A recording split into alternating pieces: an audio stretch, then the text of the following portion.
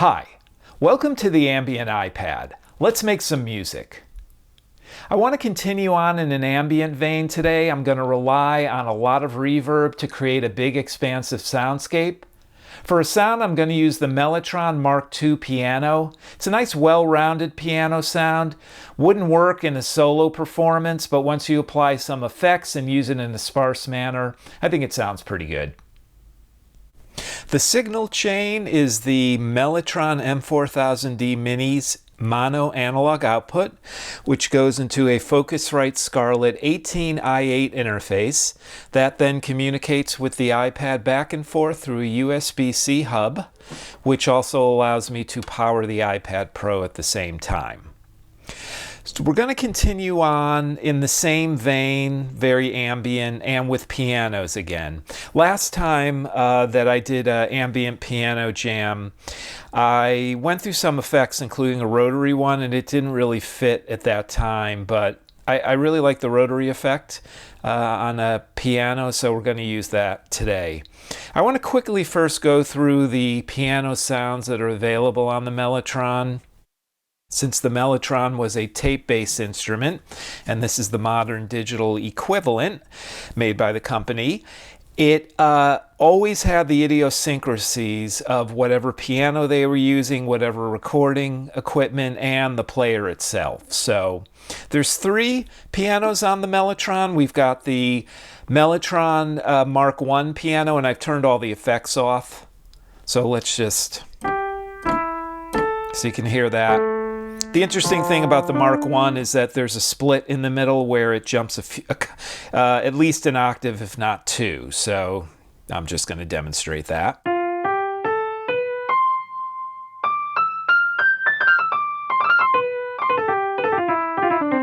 Okay, I think the reason for that is that on the original, on the Mellotron MKII, there was actually two keyboards with a metal strip in between to separate the two keys because some of the tapes were rhythm-based, like organs in the 80s, in the 60s.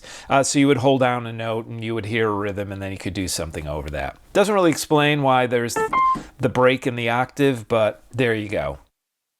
The next piano was on the MKII, and that's the one I use the most.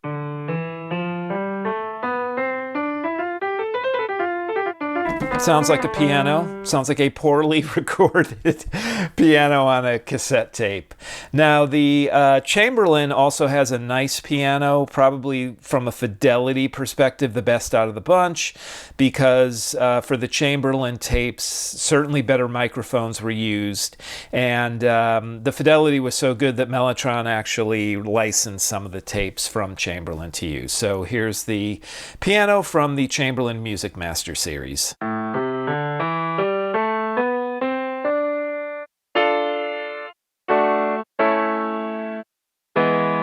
Let's go back to the MKII. So as you can hear, fidelity's a little better on the Chamberlin one, although I found for these ambient things that it's just a little too much top end, and the warmness of the MKII piano works the best. So let's get out of this view and go back to manual mode here. So we're going to use the MKII piano. I'm going to use pretty much the template that I had set up for the previous piano jam, but I've added the rotary effect in. So let's just look at each effect one at a time. We'll start with the rotary. Actually, let me turn it on.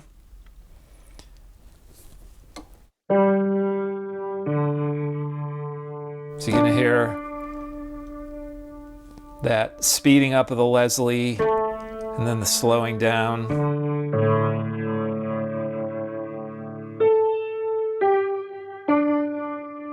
So Pink Floyd used this particularly on echoes in the beginning, although it was a little more stronger. Tangerine Dream used Leslie rotary on the Mellotron. Excuse me, on a piano itself. They use it on the Mellotron too, but. So that's the rotary sound. And then we're using two reverbs. We're using Blackhole by Eventide. So let's add that in.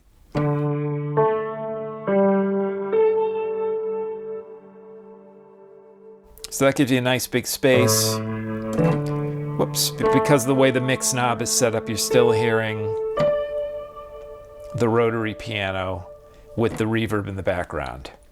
Because one reverb for ambient music is never enough, we're using Velvet Machine, and this really expands the space greatly. Actually, let's turn off Rotary and Blackhole first and hear this.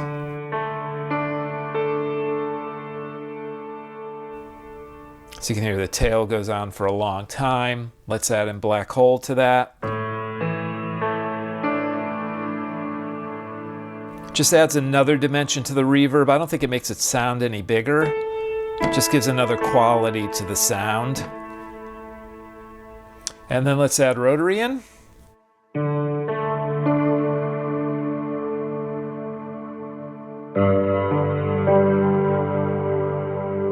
So that's the basic sound that we're going to work with today. For this video, I'm just going to concentrate on the black keys, which is a pentatonic scale because we've only got 5 notes.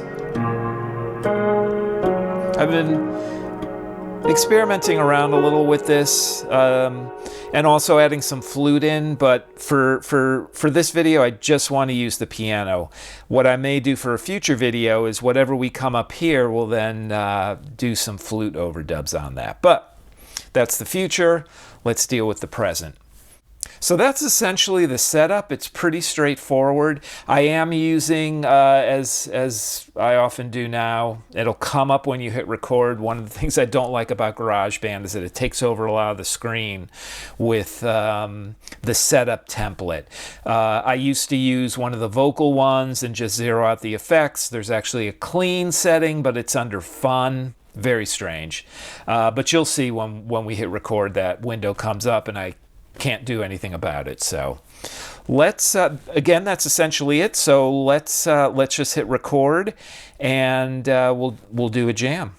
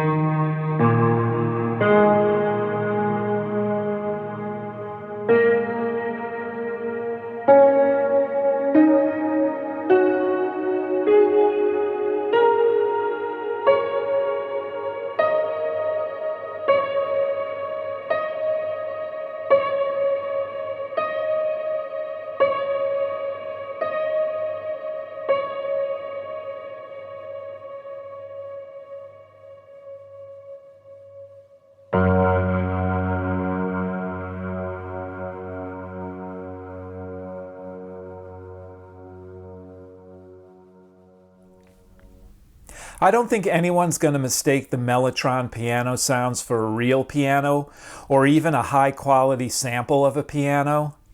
But for what I was using it for, making an ambient soundscape with a lot of reverb, I think that rounded sound works very well. Thanks for watching, thanks for listening, and good luck with your own music.